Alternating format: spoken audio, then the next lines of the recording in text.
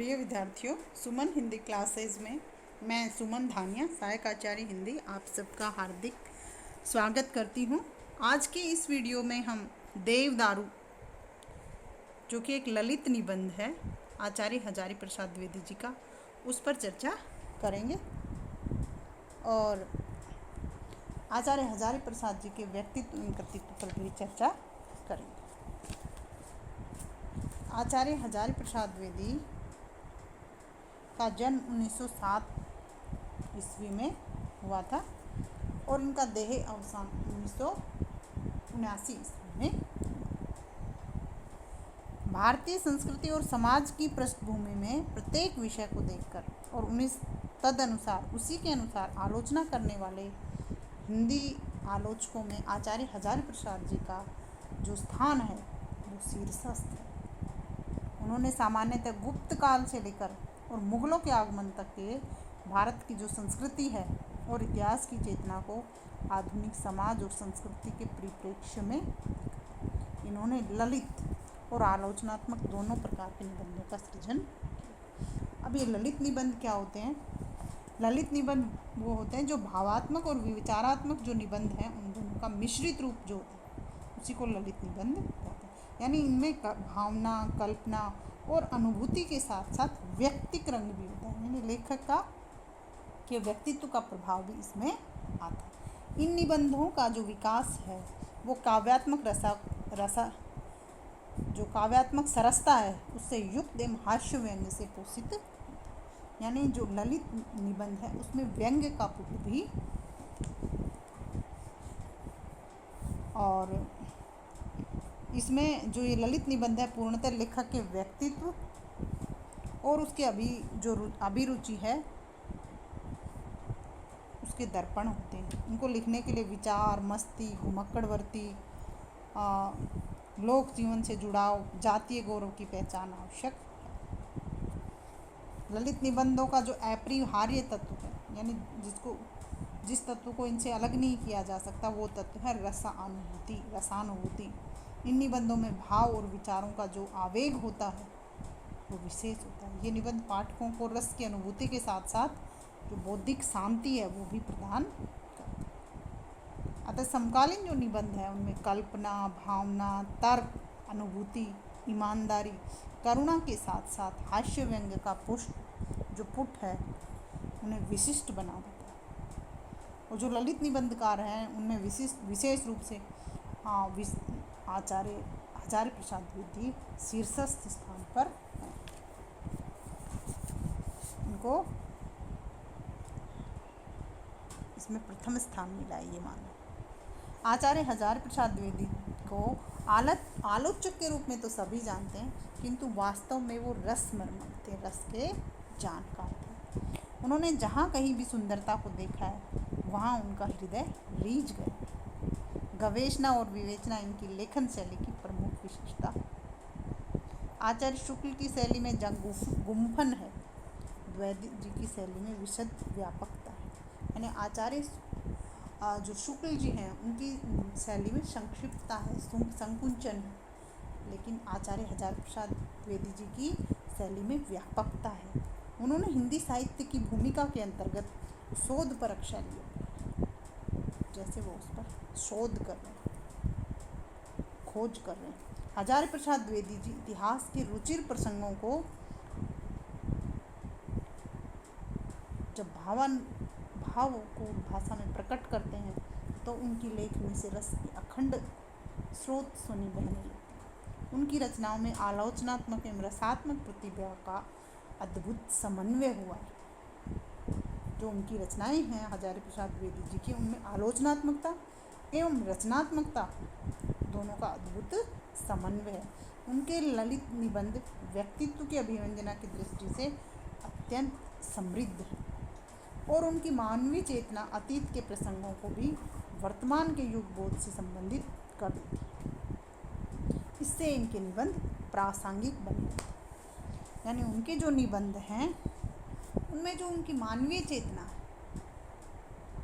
वो अतीत से भी आज को वो जोड़ देती है और इसीलिए वो आज भी प्रासंगिक है। द्विवेदी जी की गद्य शैली अपने ढंग की है। उसमें एक और तो वो पंडित के शास्त्र ज्ञान की स्पष्ट झलक मिलती है, तो दूसरी तरफ सहृदय कवि की संवेदनशीलता।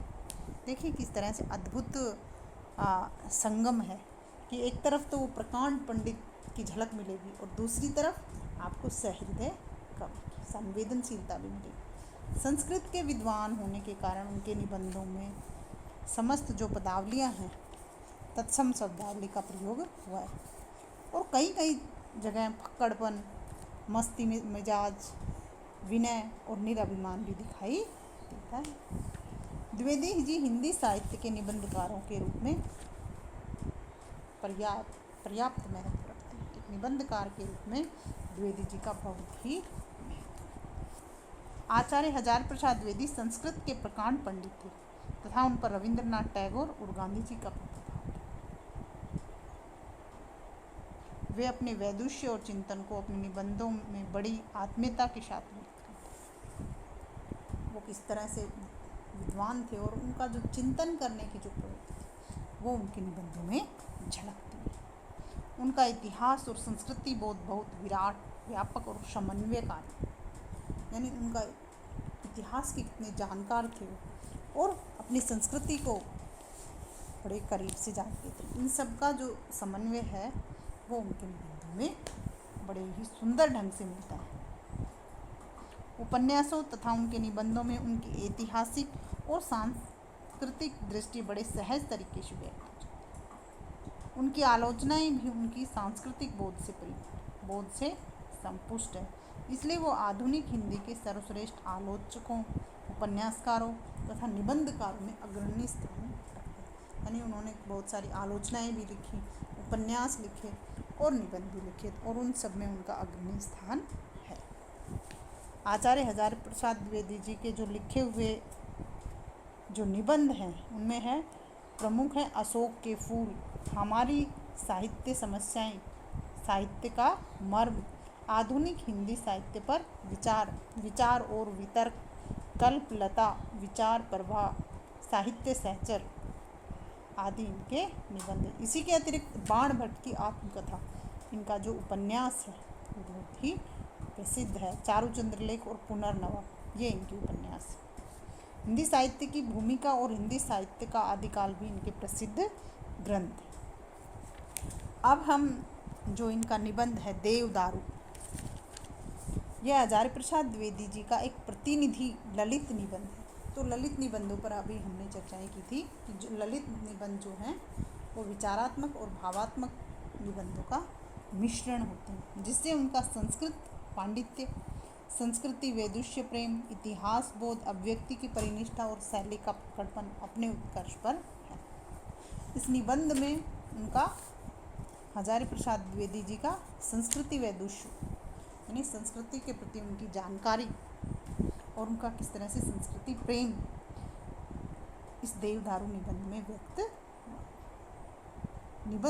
निबंध का जो केंद्र है वो है देवदारू का वृक्ष, यानी देवताओं का वृक्ष, किंतु इसका मूल भाव भारतीय संस्कृति के कतिपय आधारभूत गुणों का प्रचार, यानी देवदारू वृक्ष के माध्यम से भारतीय संस्कृति के गौरवगान को उन्होंने सुंदर चित्रण किया है कि किस तरह से एक जो पेड़ है और उस पेड़ के माध्यम से ही उन्होंने भारतीय संस्कृति के विविध गुणों की चर्चाएं की हैं कि किस तरह से जो भारत की जो संस्कृति है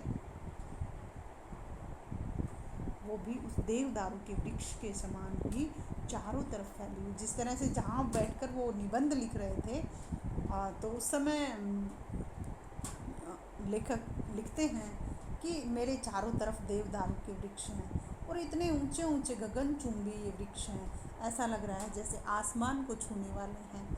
और जब मैं नीचे देखता हूँ, वो पहाड़ी पर बैठ कर लिख रहे हैं, तो मुझे नीचे भी चारों तरफ देवदारू वृक्ष ही दिखाई दे रहे हैं। तो उसी तरह से जो भारतीय जो संस्कृति है उसमें भी अनेक विशेषताओं का संगम है। अनेक जगह हैं कि जो संस्कृतियां हैं उनको भी भारतीय संस्कृति ने अपने अंदर समाहित कर लिया है, उनके गुणों को अपने अंदर समाहित कर लिया है। द्विवेदी जी देवदारू की विशेषताओं के बहाने से ही भारतीय जीवन और संस्कृति की जो मूलभूत मूल्यवत्ता को स्थापित करते हैं। देवदारू जैसे प्रतीक है शिव के अवधूत और कल्याणकारी रूप। देवदारू को किसका प्रतीक बताया है कि शिव का प्रतीक, जैसे शिव के अवधूत और कल्याणकारी रूप जैसे उसका प्रतीक हो। और देवदारू प्रतिनिधि है भारतीय मनीषा की उदारता और निष्प्रियता। भारतीय जो ऋषि मुनि हुए हैं या भारत का जो ज्ञान है उसकी उदारता का, उसकी निष्प्रियता का। देवदारू संकेत है कवि के मौलिक और मानवीय संवेदनाओं का। किस तरह से कवि ने जो देवदारू को अनेक प्रतीक बताया है। देवदारू संकेत है कवि की मौलिक और मानवीय संवेदनाओं का। देवदारू के बहाने से वे इस निबंध में हमारे पूरे जीवन की खूबियों और कमजोरियों को खंगालते हैं और बड़े रोचक तरीके से हमें हमारी गलतियों के प्रति भी सावधान करते हैं। पूरे ही निबंध में भाषा के लय के अनेक रूप हमें देखने को मिलते हैं। सामासिक पदों की योजना के साथ साथ मुक्त हल्की फुल्की व्यंग्यकारी शब्दावली भी है। नई अर्थ व्याप्तियाँ जैसे अलग अलग यानी जो न लगे। गांव में भूत लगते मैंने देखा था और भूत भागते। देखो किस तरह से आचार्य प्रसाद द्विवेदी जी ने नई अर्थ व्याप्तियाँ की, जैसे अलग लग यानी जो न लगे। और फिर किस तरह से गांव की चर्चा करते हुए कहते हैं कि गांव में हम क्या सुनते थे कि गांव में भूत को लगते मैंने देखा और भूत भागते। किस तरह से जो गांव में कोई बेचारा मानसिक रोगी हो जाए उसको किस तरह से कि इसके भूत लग गया और किस तरह से वो ओझाओं के रूम के चक्रों में आकर किस तरह से वो उनको परेशान करते। ऐसी उक्तियों से झरती है। फिर भी पूरा निबंध जैसे कल कल बहती धारा, जो उनका निबंध है उसको पढ़कर ऐसा लगता है जैसे कोई निर्मल पवित्र धारा बह। किस तरह से आचार्य हजार प्रसाद द्विवेदी जी कहते हैं कि मुझे नहीं पता इसका नाम देवदारू रख दिया गया। नाम निश्चय ही पुराना है, कालिदास से भी पुराना हो सकता है, महाभारत से भी पुराना, क्योंकि सीधे ऊपर की ओर उठता है ना। इसलिए ये जो देवदारू जो इसका जो नाम है पता नहीं किसने इसका रख दिया। ये तो ऐसा लगता है जैसे, मुझे ऐसा लगता है ये देवताओं का दुलारा पेड़ हो, इसलिए हो सकता है इसका नाम देवदारू रख दिया।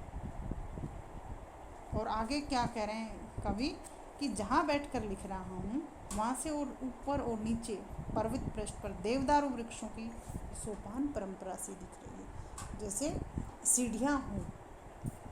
कैसी मोहक शोभा है। वृक्ष और भी हैं, लोगों के नाम भी बताए पर सब छिप गए, लेकिन जो ये देवदारू है ये मेरे चारों तरफ है। किस तरह से भारतीय संस्कृति की अनेक विशेषताओं का इस देवदारू वृक्ष के माध्यम से उन्होंने भारत की जो अनेक विशेषताएं हैं उन पर चर्चा, भारतीय संस्कृति की जो। आगे एक जगह आचार्य हजारी प्रसाद द्विवेदी जी वर्णन करते हैं कि बिहारी अच्छे खासे कवि माने जाते हैं। उनकी बात याद आ गई। बात इतनी सी थी कि कोई विरह की मारी स्थिति कह रही है कि मैं ही पागल हो गई हूँ, मैं सारा गांव पागल हो गया। क्या समझकर ये लोग चांद को ठंडी किरण वाला कहते हैं। कहाँ जान ये कहत है ससही शीत करनाव। विरह की मारी महिला का दिमाग बिगड़ गया, जो सबको ठंडा लग रहा है उसे वह दाहक मान गया। पागलपन तो है ही, मगर जब बिहारी ने उसे दोहा छंद में बांध दिया तो ये बात बिल्कुल ही बदल गई। हाय हाय कैसी विरह वेदना। उस सुकुमार बालिका को चांद भी गर्म मालूम। हृदय के भीतर जलने वाली विरहाग्नि ने उसे किसी काम का नहीं छोड़ा। हे भगवान, तुम कुछ ऐसा नहीं करते कि सारे गांव के समान इस बालिका को भी चंद्रमा उतना ही शीतल लगे जितना औरों को। किस तरह से बड़े ही सुंदर और सहज ढंग से इन्होंने आचार्य शुक्ल जी ने इस निबंध में जो भारतीय संस्कृति के अनेकानेक रूपों को पिरोया है। आगे एक जगह वो कहते हैं कि मगर देवदारू नाम केवल नाम ही नहीं है। मैंने अपने गांव में एक महान भूत भगवान ओझा को देवदारू की लकड़ी से भूत भगाते थे। आजकल के शिक्षित लोग भूत में विश्वास नहीं करते, वे भूत को मन का वहम मानते। पर गांव में भूत लगते मैंने देखा है, भूत भागते भी देखा है। भूत भी लगता है और वह लगा लगी वहम ही होती है। आँखों को भी बिहारी जानते थे कि लगा लगी लोयन करे ना हक मन बंध जाए। यानी किस तरह से उन्होंने भारतीय जो संस्कृति है उनके गांव में वहाँ के भोलापन का भी इसमें चित्रण किया। आगे एक दूसरी जगह वो कहते हैं कि हमारे गांव में एक पंडित जी थे, अपने को बड़ा महाविद्वान मानते थे। विद्या उनके मुख से बचा बच निकलती रहती थी। शास्त्रार्थ में वो बड़े दिग्गजों को हरा देती थी और विद्या के जोर से नहीं, फचफचाहट के आघात से प्रतिपक्षी मुंह पोंछता हुआ भागता था। अगर कुछ कैंडे का हुआ तो दैहिक बल से जय पराजय का निश्चय होता था। मेरे सामने भी एक बार खासी गुत्थम गुत्थी हो गई। गांव ज्वार के लोगों को पंडित जी की विद्या पर भरोसा नहीं था, पर उनकी फचाफचवाणी और भीम काया पर विश्वास अवश्य था। शास्त्रार्थ में पंडित जी कभी नहीं हारे। कम लोग जानते थे कि शास्त्रार्थ में कोई हारता नहीं, हराया जाता। पंडित जी के यजमान जम के उनके पीछे लाठी लेकर खड़े हो गए तो उनकी विजय निश्चित हो जाती थी। पंडित जी केवल बड़े दिग्गज विद्वानों को ही नहीं, आसपास के भूतों को भी पराजित करती थी। मैं अपना प्रतिद्वंदी नहीं जानती थी। गायत्री मंत्र जो उनके मुंह से आल्हा जैसा सुनाई देता था, यानी जो वहाँ आल्हा जो कि एक लोकगीत है उसकी तरह से गायत्री मंत्र सुनाई देता। और देवदारू की लकड़ी उनके अस्त्र थे। एक बार वे बगीचे से गुजर रहे थे और घोर अंधकार, भयंकर सुनसान। क्या देखते हैं कि आगे दनादन ढेले गिरे। पंडित जी का अनुभवी मन तुरंत ताड़ गया कि दाल में कुछ काला है। मनुष्य इतनी तेजी से ढेले नहीं फेंक सकता। पंडित जी डरने वाले नहीं थे। पीछे मुड़कर ललकारा, अरे केवन! केवन अर्थात कौन? पीछे मुड़कट्टा घोड़े पर चढ़ा आ रहा था। टप टप टप। यहाँ पाठकों की जानकारी के लिए बता दूं कि एक बार मैंने अपने गांव में भूतों के जाति भेद की जांच की थी। कुल 23 किस्म के हैं। मुंडकट्टा भी एक भूत है, मूड नहीं है। छाती पर 2 आंखें मसाल की तरह जलती रहे, घोड़े पर चढ़कर चलता है। सो पंडित जी से उलझने की हिमाकत की इस दुरस्त मूडकट्टे ने। डरने वाला कोई और होता है। पंडित जी ने जूता उतार दिया। वह गायत्री मंत्र के पाठ में बाधक था। झमाझम गायत्री मंत्र पढ़ने लगे। देवदारू की लकड़ी मुट्ठी में थी। दे रद्दे पर रद्दा। बेचारा मुंडकट्टा त्राही त्राही कर उठा। अब की बार छोड़ दो पंडित जी, पहचान नहीं सका। अब फिर ये गलती नहीं। आज मैं तुम्हारा गुलाम हुआ, नहीं तो ये सारे गांव ज्वार का कंटक समाप्त हो गया। मैंने यह कहानी स्वयं पंडित जी के मुंह से सुनी थी। अविश्वास करने का कोई उपाय नहीं। उस दिन मेरे बालचित पर देवदारू की धाक जम गई। अब भी क्या? यानी किस तरह से आचार्य हजारी प्रसाद द्विवेदी जी ने गांव की जो संस्कृति है और गांव में किस तरह से भोले भाले मासूम लोगों को किस तरह से जो पाखंडी लोग ठग लेते हैं, उनकी जो अपने बचपन की कहानी वो यहाँ सुनाते हैं। किस तरह से पंडित जी ने मुझे अपनी कहानी सुनाई थी कि किस तरह से गांव में ये बातचीत चलती थी या ये इस तरह से प्रसिद्ध था कि कोई मुंडकट्टा भूत, 23 तरह के भूत बताए उन्होंने, जिनमें एक मुंडकट्टा भूत है जो किसी को भी मार देता है, डरा देता है। लेकिन वो पंडित जी को एक दिन मिले और पंडित जी ने उसी को डराकर भगा दिया, क्योंकि देवदारू की लकड़ी मेरी मुट्ठी में थी और मैं गायत्री मंत्र पढ़ रहा था। तो आचार्य हजारी प्रसाद द्विवेदी जी कहते हैं कि इस तरह से देवदारू जो है वो मेरे बालचित मन पर बहुत ही गहरे तक उतर गया। इस तरह से अनेकानेक उदाहरणों के माध्यम से आचार्य हजारी प्रसाद द्विवेदी जी ने भारतीय संस्कृति, देवदारू के माध्यम से भारतीय संस्कृति के गुणों का बखान किया है। आज के इस वीडियो में इतना ही।